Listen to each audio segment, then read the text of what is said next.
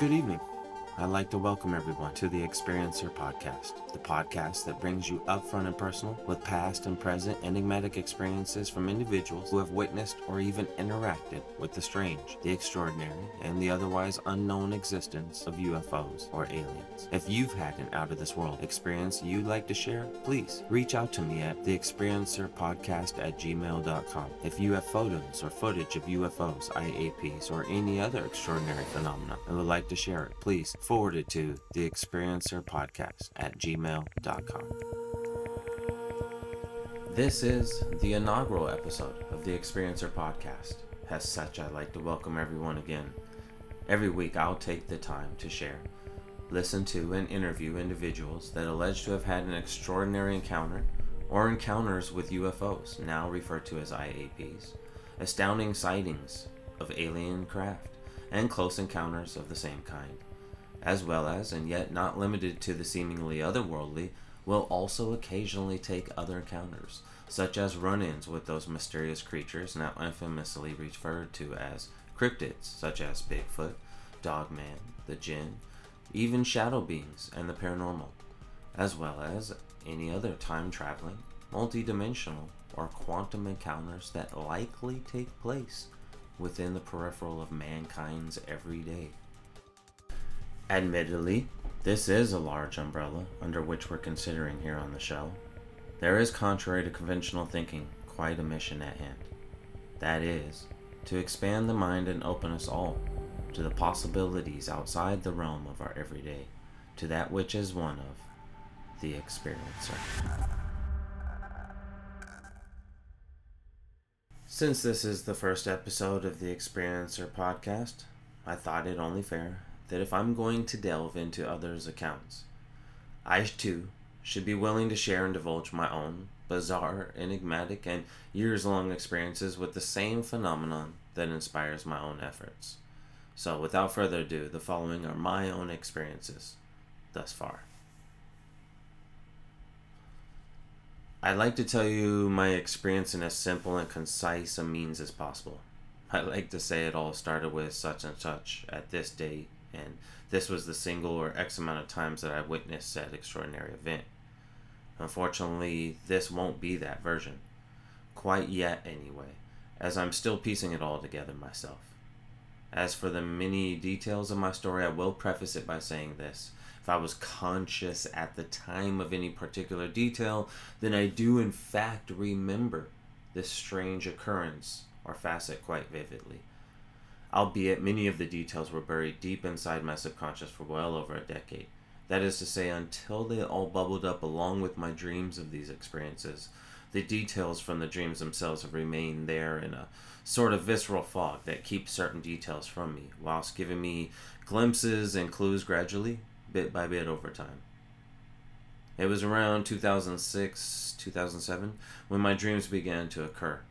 At least when I started to retain them, their frequency and their context. I can only assume they happened for at least a number of months before I was actually able to assemble them in a more complete or coherent manner. To reiterate, I was around 27 years old, still a resident of Las Vegas, Nevada, with one child about 3-4 years old, living with my lady and going to college, just to paint the picture for you, when the first phase of dreams began. My dreams would flash back to myself at a younger age, sometime between 1990 to 93, give or take a year. That would make me around 10 to 13 years old and a youthful resident of Las Vegas, Nevada. In part, I recall this time in particular because I was old enough to mow mine and my neighbor's yard, earning a whole $5 each week or so, from spring to fall, finally culminating in a purchase of an Emerson boombox that costs upwards of $50 to $100. This boombox will come to play in the story soon enough. Per my usual bedtime rituals of finishing a normal evening of comic books, TV, and or on the phone with a girl if I was lucky, I began to wind down. I had this digital clock with red numbers I would always glance to, usually around this time about 10:30 p.m., sometimes as late as 11:15, 11:45.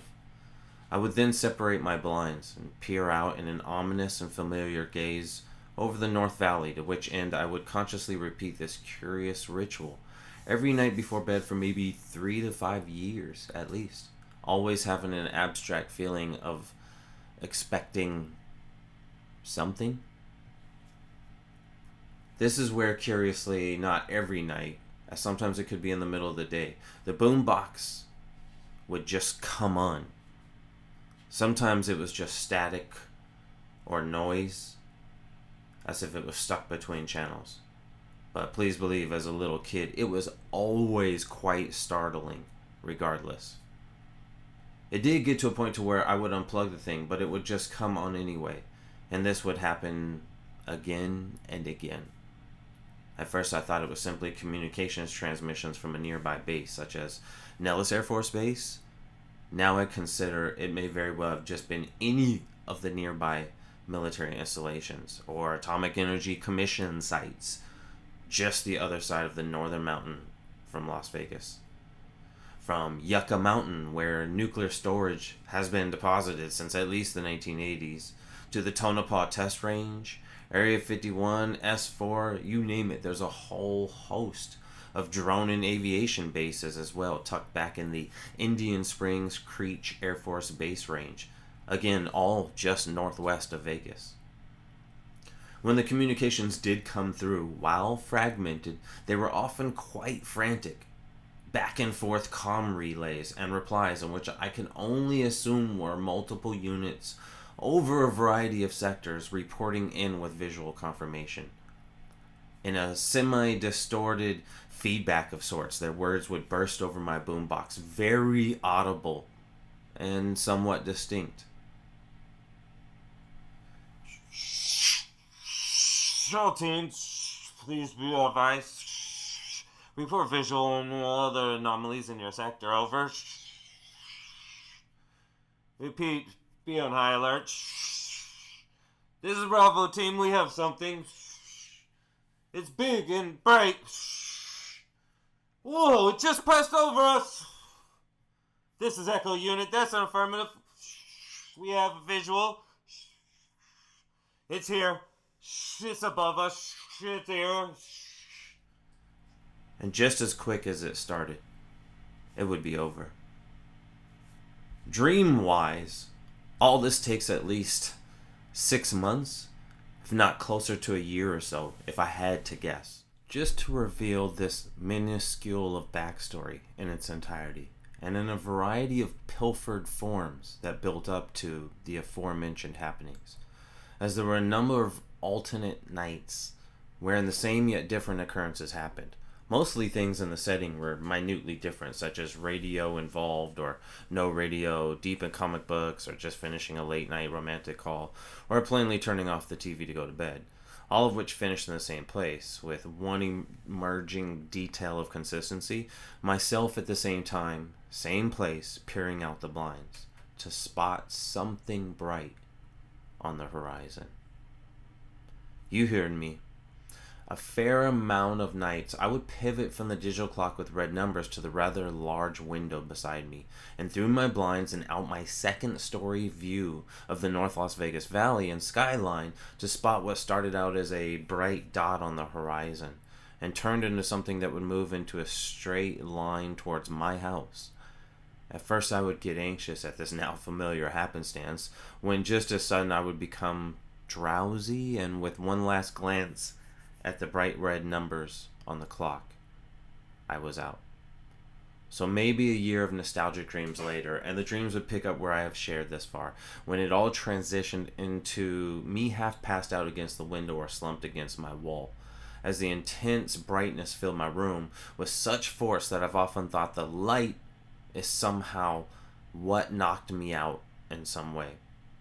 The next images, I'm quite aware, are both classical to abduction witnesses and yet sadly mistaken for cliche, are that of being abducted via the invisible force field that lifts me from my seated position, up and through the now empty window frame, up still further and towards the aforementioned truly bright craft.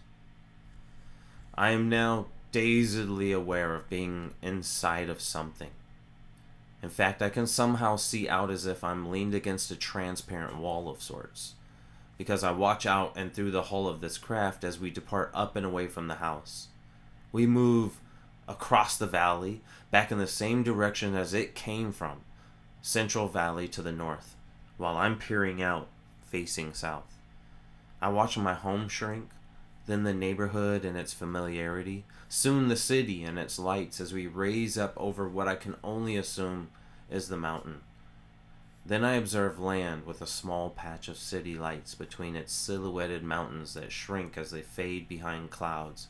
And lastly, atmosphere, when I feel a cold, lonely thought come over me of how far from home I must be, and become afraid, alone by myself. This isn't where the dream finishes. The peculiar thing is my view becomes filled with blackness of space. It only lasts a short time before a glowing circle shows itself on the horizon. We near quickly enough that I soon realize that it is the moon itself. The vehicle I'm in approaches the bright side of the moon, then just as soon circles around to its dark side. That's when my view becomes that of a dark silhouette with bright edges, when I notice what appears to be lights on its surface that glow in the dark. The small stretch of lights expand until I can make out the details. We are approaching a small city of cylindrical dome and other stainless steel buildings, complete with its very own, albeit short, runway and air traffic control tower. Whatever the craft is, we don't make a conventional descent like a plane. Instead, we bank toward the runway, then come to a stop above it, and lower straight down onto the middle of the runway. I'm quite afraid at this point, and recall having absolutely no idea what's going on, where my mom is, or how I got there. My fear mounts, yet at the same time I somehow become more and more aware that this is not a dream.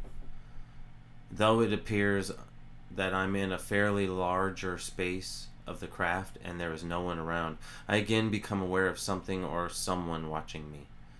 That's when I notice that a door to the outside opens. I slowly step to the doorway, and just as cautiously, I peer out. I don't see anyone anywhere, just a lone airstrip whereon a short metallic runway lights, spaced approximately 25 feet apart, dot the edges of the short strip of pavement.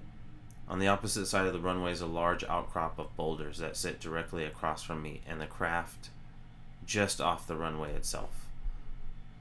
I'm spooked by something that approaches from behind. I make a rather drunken feeling leap, and what I'm sure was several steps across the runway to the outcrop of boulders.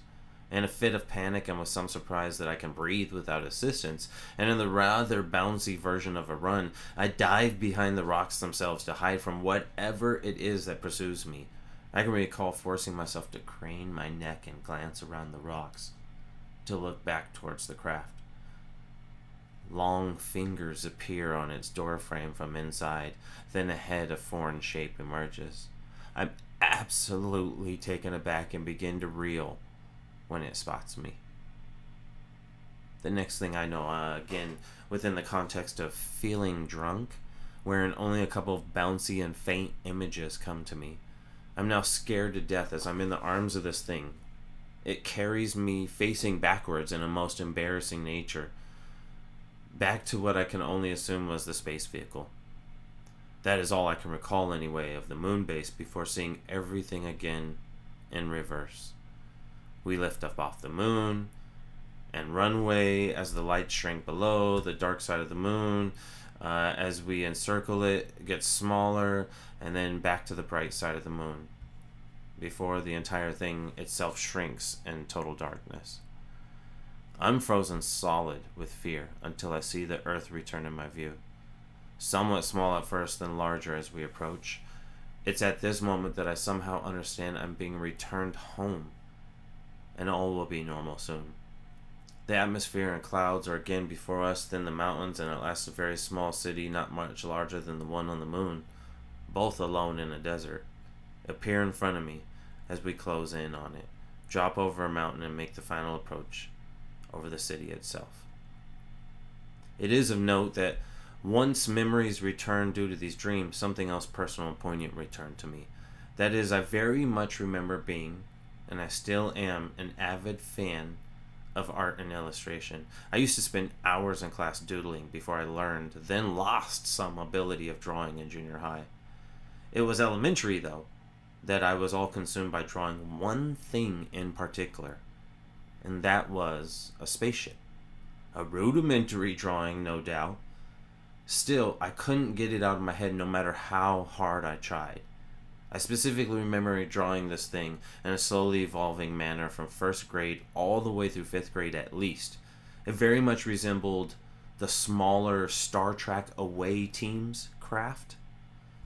Also of some importance is that I have been insomniac as long as I can remember, from a very young age. If I were to pinpoint the beginning of this nightly nuisance, I would, after having this first phase of dreams, definitely label these very surreal experiences as the underlying cause or culprit. For years I would continue to have the ominous feelings of being interrupted in my sleep or awaiting something in the night, even to this very day. Though in my later years I learned how to turn the quiet nights and wakefulness into quite the productive time for reading, research, creative writing, editing, and the like. That concludes the first phase. I call them phases because this single section of dreams took likely dozens, if not over 100 of attempts on my subconscious behalf, as just to stay immersed in the lucid dream long enough to get past the dozens of emotional triggers that would often startle me awake at each turn, especially as I'm a light sleeper. Any real world noises easily become distractions that awaken me. This whole time as well, I was in college for film production, wrapping up my associate's degree. I really attribute a great deal of these dreams being stirred due to the nature of learning filmmaking.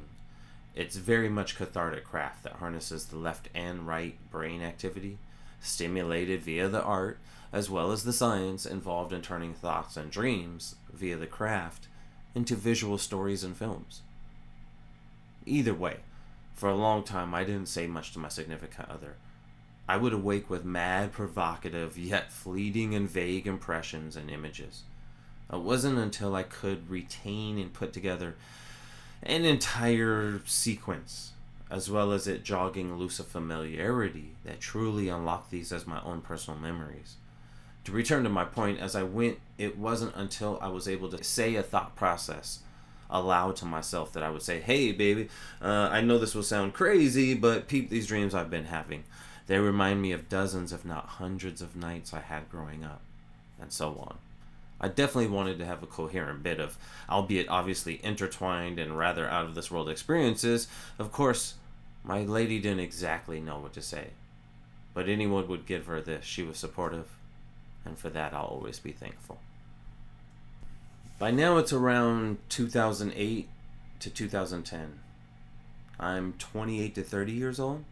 I was starting on my bachelor's at UNLV, still furthering my path of film production, and with child number 2 now on the way. To clear up any confusion, indeed, I went to college later than most. I didn't decide until 23, as my first child was being born, that it would be in the best interest of myself and my future to go back to school to chase some higher learning and create better opportunities.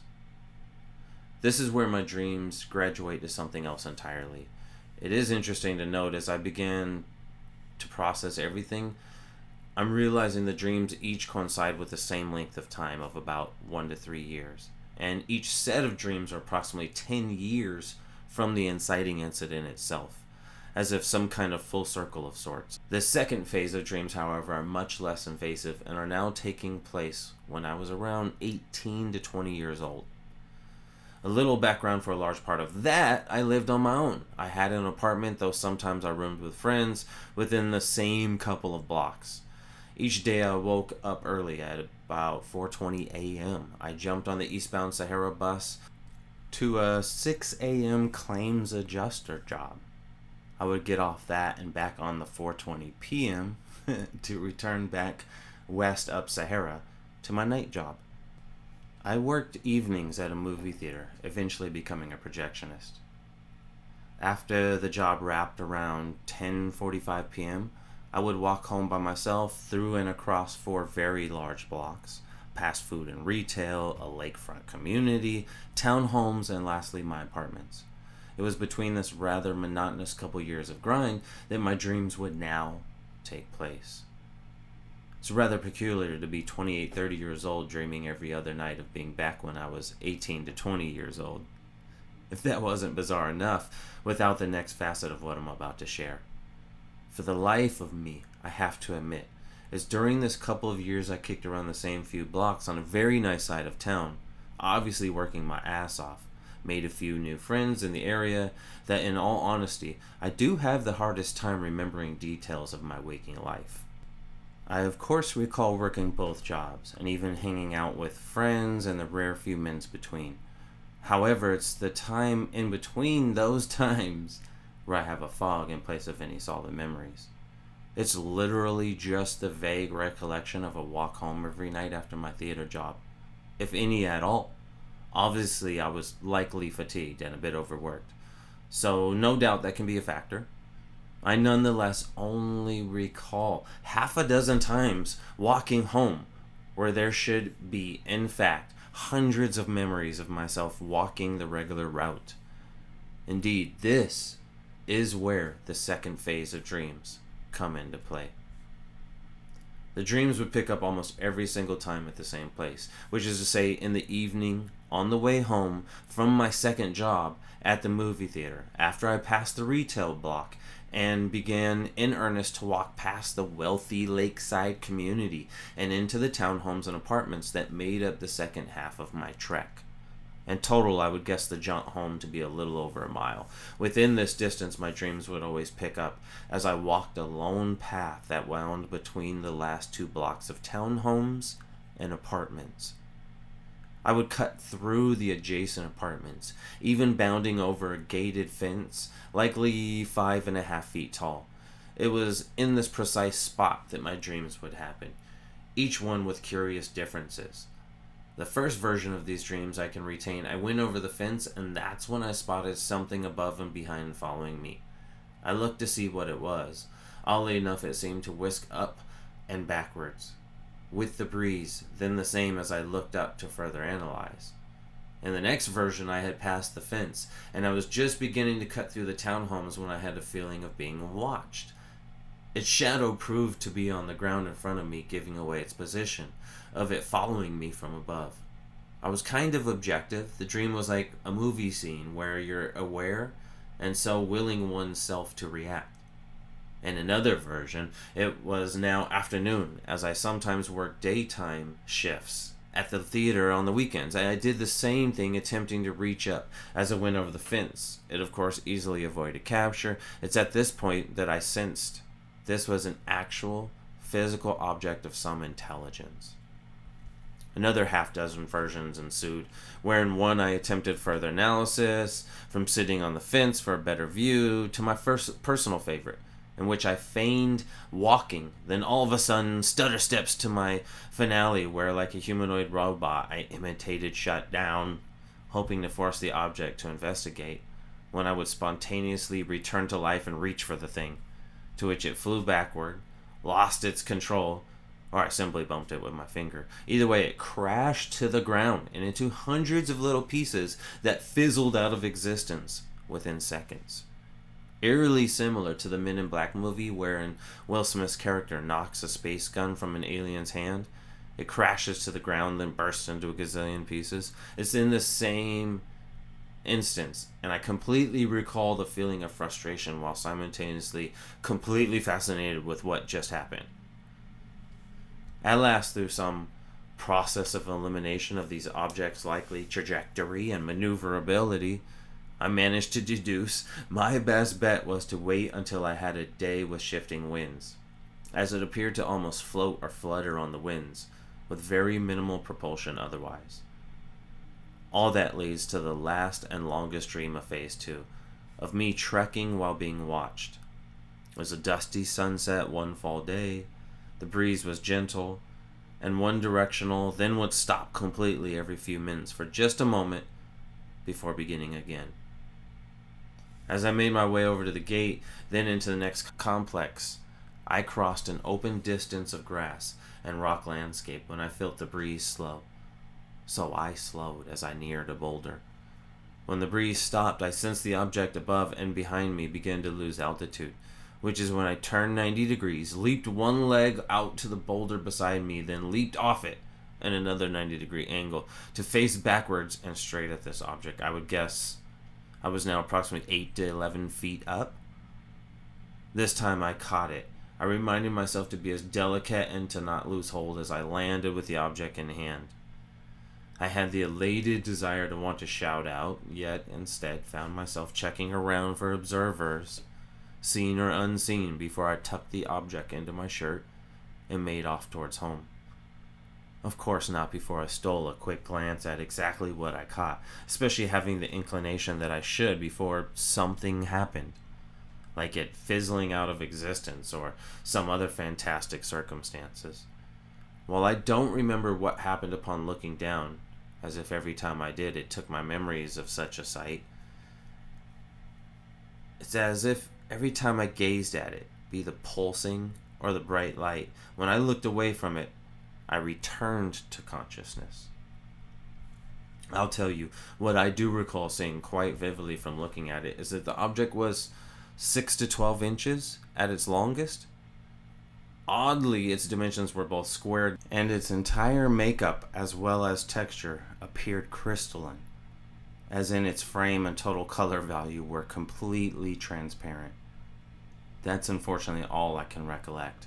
While drones are the craze and normal in today's society, I do have to make a point that in those years that this took place in the late 90s, early 2000s, so far as any of us were aware, there was no such thing as drones back then. All that being said, I can definitely point to similar traits in technology. I personally may not have noticed propellers in the conventional sense, but all the same capabilities of observation and automated or remote control were deployed.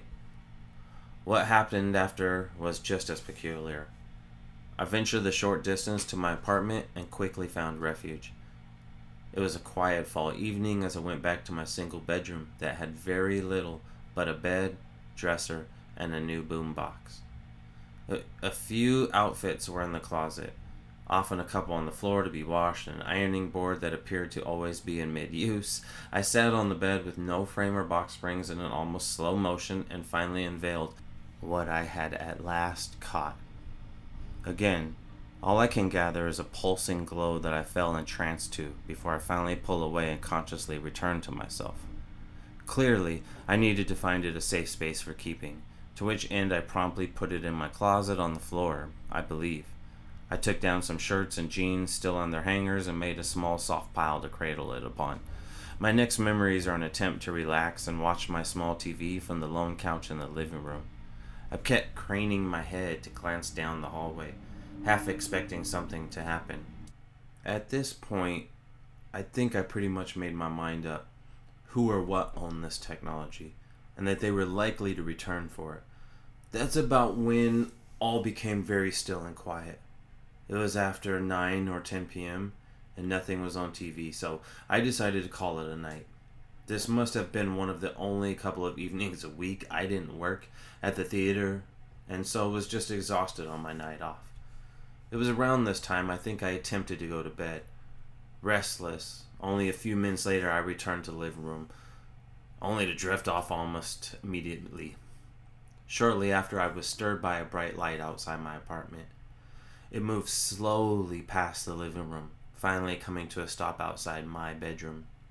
In my mind's eye, I can still see the incredibly bright light that penetrates the blinds of the apartment. Inside, it filled the walls with a blanket of dense light that trekked across every wall in the apartment. I think I may have ducked down or acted as if I was still asleep when I saw it. I watched the back room fill with a bright light that made me drowsy. I assume again that it actually did, because I fell back asleep. When I awoke, it was morning, and the first thing I did was check my closet, only to find an empty pile of clothes. The last image I retain is of me brushing my teeth that following morning, again absolutely crushed by the inevitable. By now I'm regularly interpreting all these ever-flowing dreams. I'm turning 30, I have my second daughter, I'm halfway through my second degree. My poor lady is listening and doing her best to support all this personal disclosure, seeming speculation, and wild conjecture. It was definitely a trying time, and a lot to balance for both of us. And of course, that's not all. There's still one final phase of dreams left to experience. I can recall getting up for work or school in the morning and waking up in just a mad sweat, or anxious and nervous, or just really ruffled and curious as to why I was feeling so. What might happen, or why I was feeling so flustered. As was the way with the beginning of each phase prior, I couldn't hold on to the images, yet I would have pretty strong feelings when I woke. Eventually the images would be burnt into my mind as I would often spring awake from such powerful and frightening visions. It was at this point that my dreams completely changed to that of, more often than not, hostile alien invasions. I would like to offer a disclaimer of sorts. I'm sure there are as many aliens and alien agendas as there are in the human spectrum of traits and motivations. Nonetheless, the majority of my relentless dreams would be so tumultuous and all-consuming that I did awake in fits or panic or with all-day anxiety. At first, the dreams, which felt more like visions by this point, were of just a mothership.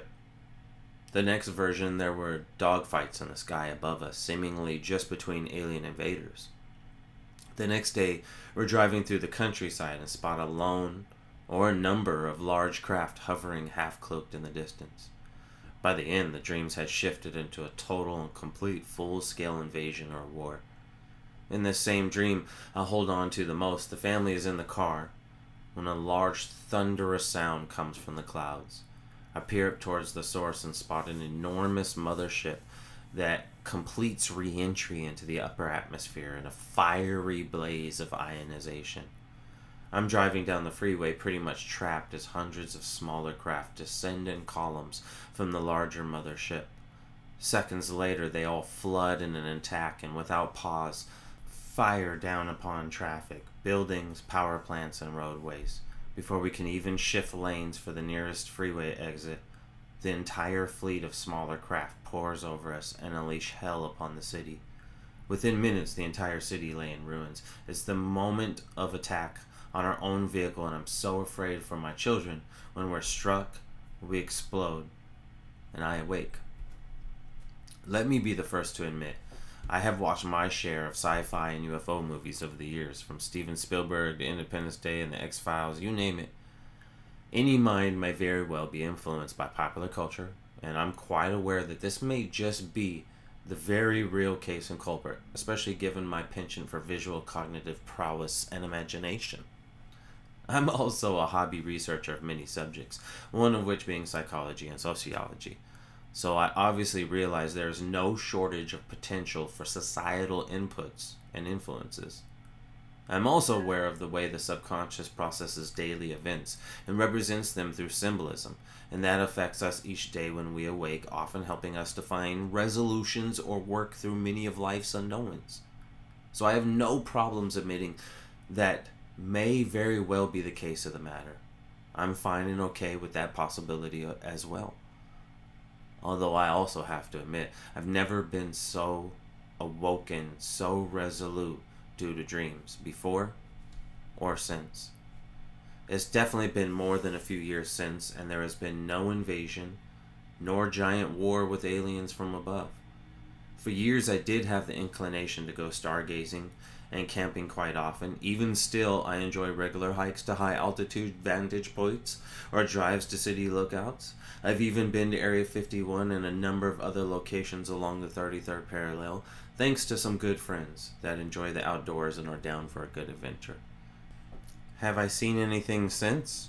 Indeed, I sure have, and the majority of it is just as peculiar and not easily classifiable and not easily explained. There have been at least 3 good sightings since. The first was during the first phase of Dreams back in '06. It was smaller because of the distance, yet still had to be of good size to even be seen.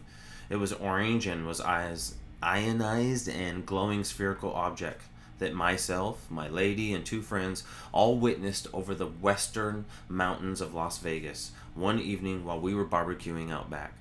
The next was off extraterrestrial highway split between Area 51 to the north and S4 to the west, when again a bright light on the horizon began to instantly blink in and out of various quadrants in the sky.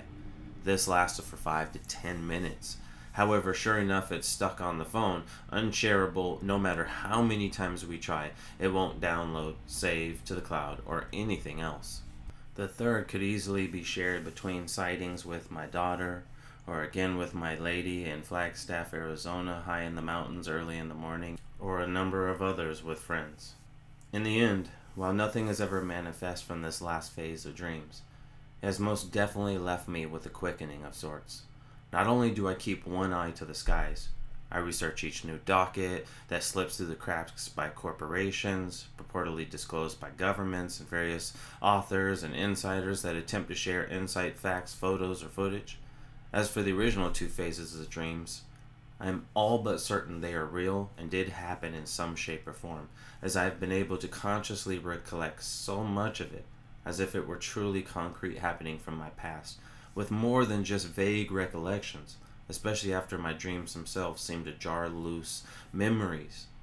They now remain as part of me in my personal journey. Obviously, they have not only inspired me to share them in research into the subject matter, as well as inspired me to create this podcast, and much more. So feel free to follow alongside me in this journey. Tune into the beyond, and in search of more as I interview, listen to, and share many more folks' interactions and encounters with the unknown, the alien, and the multidimensional reality that has become our modern universe.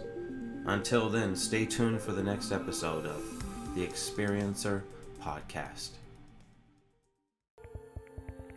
I'd like to thank you for taking the time to join me today. If you enjoyed what you heard, please like, subscribe, or follow the Experiencer Podcast. If you have an experience you'd like to share, you can contact me at theexperiencerpodcast@gmail.com with your story. One last bit of direction for all you listeners out there. The Experiencer Podcast is building a companion website that will showcase and feature both any accompanying photos, footage, or details allowed or submitted alongside stories featured on the podcast when permissible. It is in this vein that the Experiencer Podcast is seeking and now accepting any footage of alleged sightings, encounters, or experiences caught on camera. Please forward any links, footage, or photos via WeTransfer or Dropbox to the email theexperiencerpodcast@gmail.com. Thanks again, everyone, and until next time, be sure to take care and, of course, keep those eyes on the skies. Good night.